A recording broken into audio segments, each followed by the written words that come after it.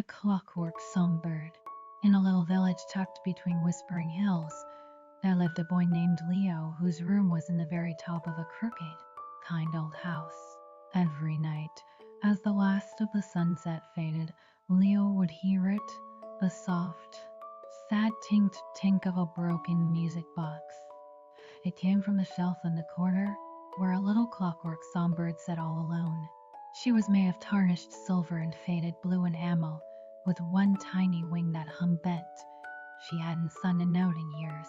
"I think she's lonely," Leo whispered to his mother one night. "Perhaps," his mother said, kissing his forehead. "Some things just need the right kind of attention to remember their song."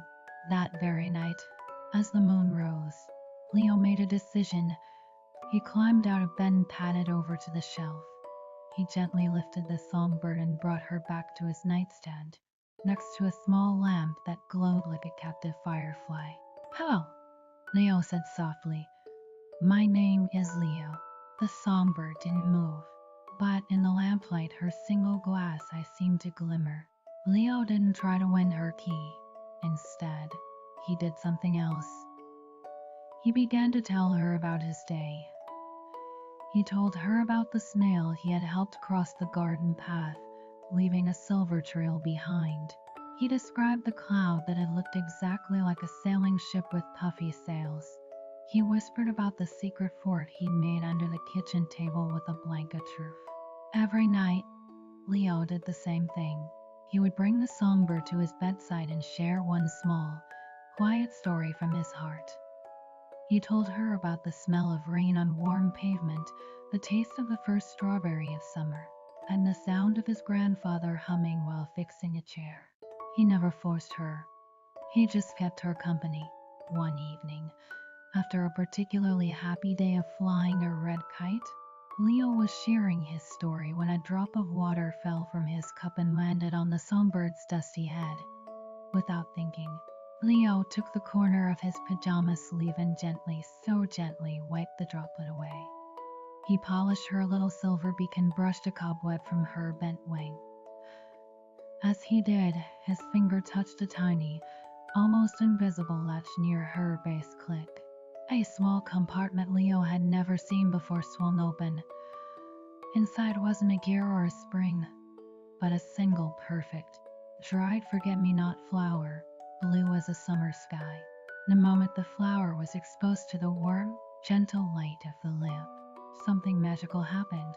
The songbird gave a tiny shudder. A faint, musical whir came from inside her, not from the main key, but from a secret place in her heart. Her bent wings straightened with a soft snick. The tarnish on her silver seemed to fade, and her enamel shone like new. Then she began to sing. It wasn't a loud, jangling music box tune. It was a slow, sweet lullaby of the sun. It sounded like raindrops on petals, like wind chimes in a gentle breeze, and like the soft, contented sigh someone makes when they finally feel at home. Leo watched, his eyes wide with wonder, as the little songbird turned her head towards him and trilled her gentle melody. The song filled the room, weaving around the moonbeams and dancing with the dust motes in the lamplight. When the last note faded into a peaceful silence, the songbird gave a small, happy whir and became still again. But now, she glowed with a soft inner light, and her posture was no longer sad, but proud and peaceful. Leo carefully placed her back on his nightstand, right where he could see her. He knew now that her song hadn't been broken. It had just been sleeping, waiting for a little kindness to wake it up. As he drifted off to sleep that night, the air in his room still seemed to hum with the memory of the lullaby, and he understood a wonderful secret, that the most magic isn't in loud noises or bright flashes, but in quiet attention, gentle stories, and a heart that listens. From that night on, the songbird sang her soft lullaby every evening just for Leo. As he closed his eyes, and in his dreams, he flew alongside her over hills of whispering grass, under a sky forever full of music. The end. Sleep tight, and may your heart always know the secret songs.